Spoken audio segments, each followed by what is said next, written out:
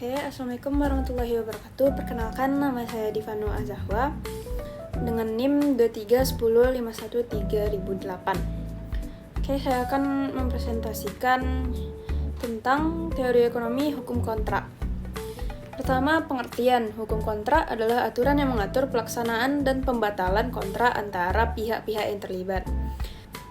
Hukum kontrak memiliki beberapa teori. Berikut teori hukum kontrak. Yang pertama adalah menegakkan kontrak. Harus disetujui secara bersama oleh kedua belah pihak. Kontrak ditegakkan secara efektif. Selanjutnya itu ganti rugi. Ganti rugi itu bertujuan memberikan pengembalian kepada pihak yang dirugikan atau biaya kompensasi. Ketiga adalah kepastian hukum.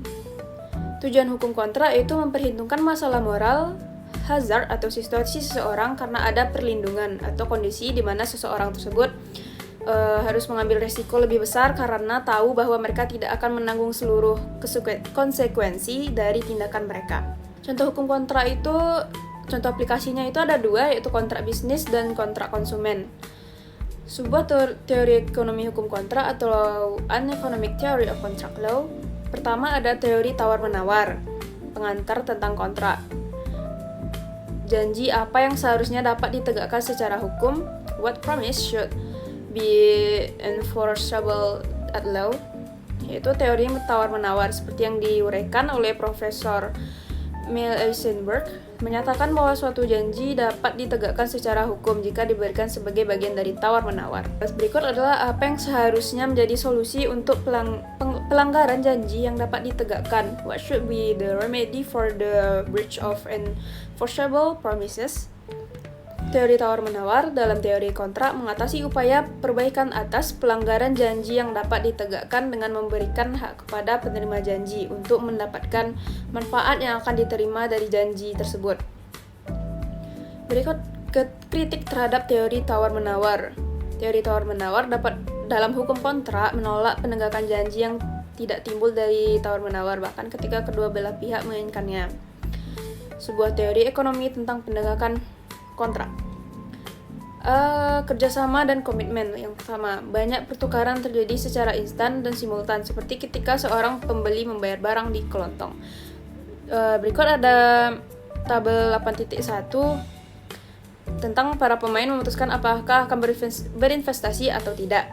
Jika mereka berinvestasi, pemain kedua memilih antara bekerja sama atau memilih. Terlibat di sini ada prinsipal dan agent. Ada dua. Ketika prinsipal ingin berinvestasi, antara prinsipal ingin berinvestasi atau tidak. Jika dia tidak ingin berinvestasi, maka poinnya 0,0.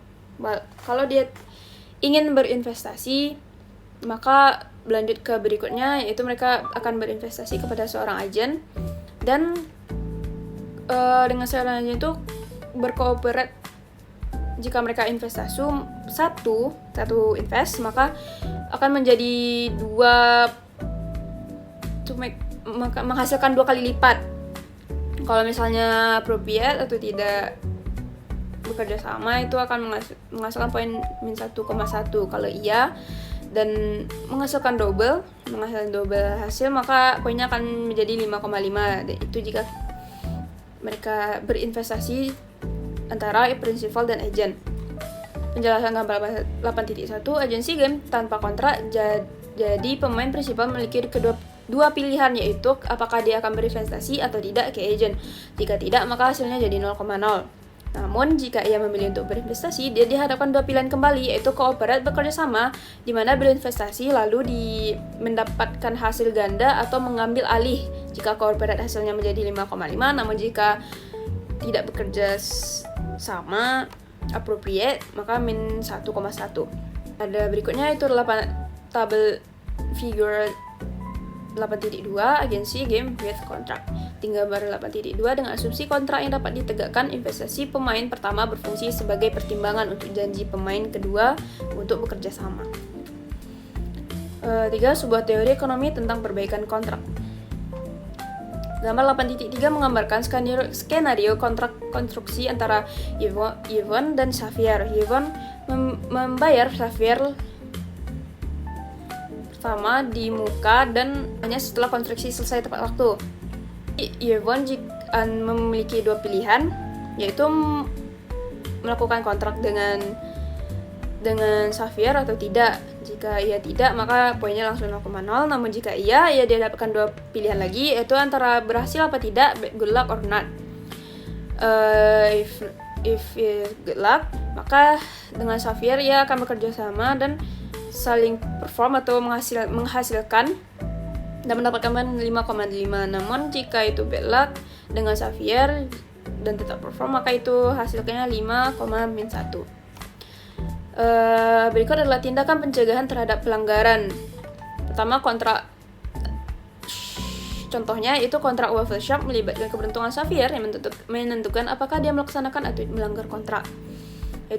Selanjutnya ada ketergantungan reliance. Pihak yang dijanjikan Yvonne memiliki pilihan untuk membuat kontrak dan dapat mempengaruhi keuntungannya melalui ketergantungan pada kontrak.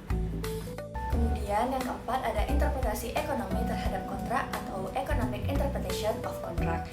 Ada beberapa prinsip ekonomi untuk menafsirkan kontrak-kontrak tersebut, seperti kontrak yang sempurna atau disebut juga dengan perfect contract.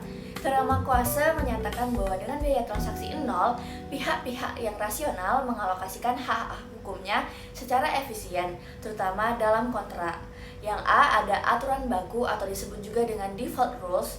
Celah dalam kontrak dapat terjadi secara tidak disengaja ataupun disengaja. Celah tidak disengaja ini terjadi ketika kemungkinan tertentu terlewat saat penyusunan kontraknya. Sementara celah yang disengaja mungkin disebabkan oleh keyakinan bahwa resiko tertentu sangat kecil atau karena alasan psikologis. Yang dimaksud dari gambar tersebut adalah meminimalkan biaya transaksi kontrak. Yang pertama ada mengalokasikan resiko lebih besar dari mengalokasikan kerugian X probabilitasnya, terus meninggalkan kesenjangan. Yang kedua ada mengalokasikan resiko lebih kecil sama dengan mengalokasikan kerugian X probabilitasnya, mengisi kesenjangan. Kemudian kita lanjutkan ke bagian B-nya, ada aturan wajib atau mandatory rules. Kontrak yang tidak sempurna terkadang mengandung ketentuan eksplisit yang diabaikan oleh pengadilan, seperti pengecualian konsumen dari hak untuk menuntut kerusakan yang disebabkan oleh produk cacat atau ketentuan dalam kontrak yang dibuat oleh anak-anak. Ketentuan-ketentuan ini bersifat wajib dan tidak dapat dimaafkan atau diganti dengan kesepakatan bersama. Kemudian kita lanjutkan ke pembahasan yang berikutnya, yaitu rasionalitas individu atau individual rationality. Yang pertama, ada pengambilan keputusan dapat memperingatkan hasil dari yang paling tidak diinginkan sampai yang paling diinginkan, yang memerlukan preferensi yang stabil. Individu dengan preferensi yang tidak stabil, seperti anak-anak atau orang gila, tidak kompeten secara hukum untuk membentuk kontrak yang dapat ditegakkan. Yang kedua, ada pengambilan keputusan memiliki kesempatan yang sedang-sedang saja, membatasi kemampuan mereka untuk mencapai semua tujuan. Sekarang kita akan membahas tentang limpahan atau disebut juga dengan spillovers. Biaya transaksi dapat menghambat individu untuk berpartisipasi dalam negosiasi yang mempengaruhi mereka, seperti ketika kontrak oleh sebuah utilitas listrik mempengaruhi tentang gayanya melalui polusi. Terus ada juga informasi asimetris atau asymmetric information. Kontrak dapat dipengaruhi oleh miskomunikasi yang mengakibatkan berbagai doktrin hukum yang memaafkan pelanggaran janji. Penipuan terjadi ketika sebuah janji diperoleh melalui kebohongan. Pihak-pihak juga mungkin memiliki kewajiban untuk mengungkapkan informasi seperti bahaya tersembunyi di dalam produk.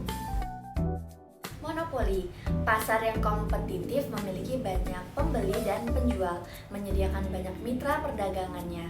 Sebaliknya, oligopoli dan monopoli membatasi mitra perdagangan menjadi sejumlah kecil atau satu penjual saja secara berturut-turut. Pembahasan yang kelima, ada kontrak relasional, ekonomi jangka panjang atau rational contract, the economic of the long run. Melanggar janji dapat mengakibatkan berbagai bentuk balasan, seperti dalam acara makan malam, keluarga, atau transaksi bisnis. Metode informasi seperti peringatan atau gosip sering digunakan untuk memperbaiki perilaku daripada tindakan hukum sendiri. Yang A, ada permainan berulang. Dalam permainan agen, prinsipal atau pemain pertama pertama, menginvestasikan dana yang dikelola oleh agen. Pemain kedua, ketika permainan ini diulang tanpa batas waktu, permainan sekali saja berubah menjadi permainan berulang. Yang B, ada masalah akhir permainan. Hubungan bisnis jangka panjang pada akhirnya berakhir dan mendekati akhir. Hubungan tersebut sering memburuk, misalnya dalam strategi pada gambar 8.4, jika agen menggelapkan dana, prinsipal membalas dengan tidak berinvestasi selama beberapa putaran. Berikut adalah pertanyaan-pertanyaan yang diberikan.